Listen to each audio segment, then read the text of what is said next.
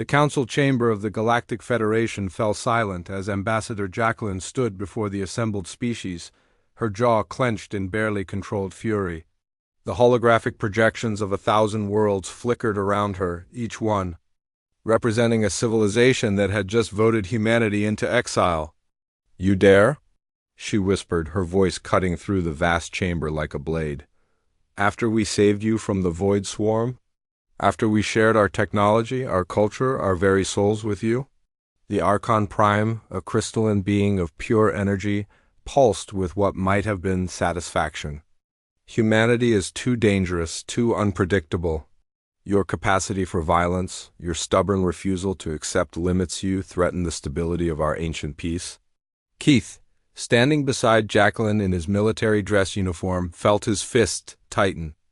He'd fought in 3 campaigns to protect these ungrateful beings.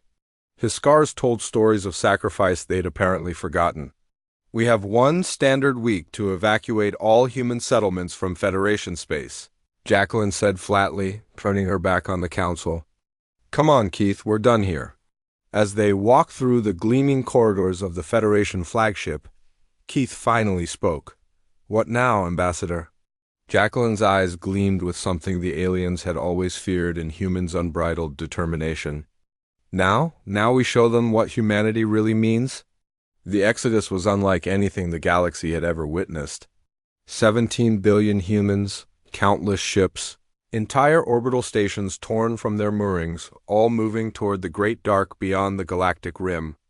The Federation watched with a mixture of relief and unease as humanity disappeared into the void they'd been warned never to enter. "They'll die out there," the Archon Prime declared. "Nothing survives in the intergalactic dark." But humanity had never been good at accepting nothing. Keith stood on the bridge of the colony ship Defiance, watching the last stars of the galaxy fade behind them. Beside him, Jacqueline studied the sensor readings of the vast emptiness ahead. "There," she said, pointing to a cluster of dim signatures. "Rogue planets, hundreds of them, ejected from their systems millions of years ago. Cold, dark, but they have resources."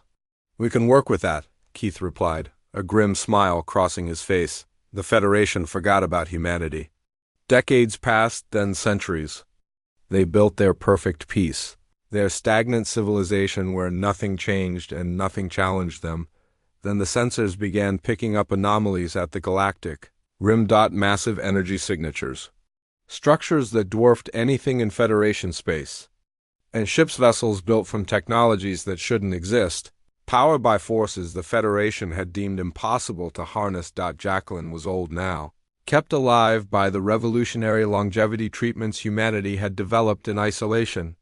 She stood in the command center of Titan Station, a megastructure built around a rogue gas giant, and watched the holographic display of their empire, 12,000 rogue planets, each one transformed into a thriving world. Dyson swarms around orphan stars they'd ignited through sheer audacity. Wormhole networks connecting their scattered holdings across the intergalactic void.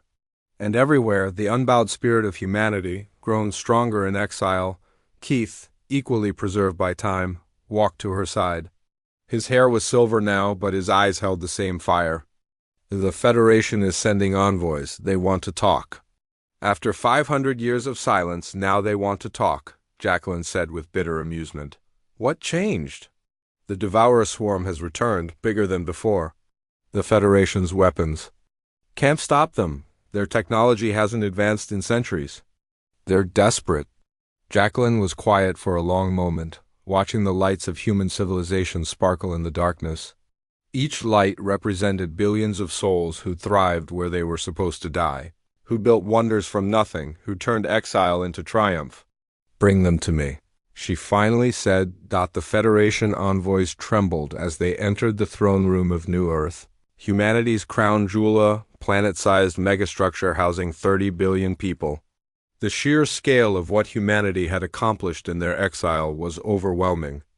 The Archon Prime, diminished now and desperate, approached Jacqueline and Keith. We were wrong. We see that now. The Devourers will consume the galaxy. We need humanity's help." "We need your weapons, your innovations. You need us," Jacqueline interrupted, her voice cold. The same species you cast out for being too dangerous, too innovative, too unwilling to stagnate. Yes, the Archon Prime admitted, its light flickering weakly. We were fools. We offer you full reinstatement, a seat at the head of the council. Keith laughed, the sound echoing through the chamber. You still don't understand, do you? We don't want your council seat. We don't need your permission anymore. Jacqueline stepped forward, and behind her, holographic displays showed the true scope of humanity's empire. Weapons that could crack planets. Ships that bent spacetime. Technologies born from necessity and nurtured by the very traits the Federation had feared. We'll help you, she said finally, not because we owe you anything. Not because we need you. But because despite everything, humanity still believes in protecting those who cannot protect themselves. It's what makes us better than you. She leaned closer to the Archon Prime. But understand this, when this war is over, it won't be the Galactic Federation that stands supreme. The galaxy will know that humanity banished, forgotten, dismissed built something greater than all of you combined. We survived where you said we'd die. We thrived where you said we'd fail. We became mighty while you became weak.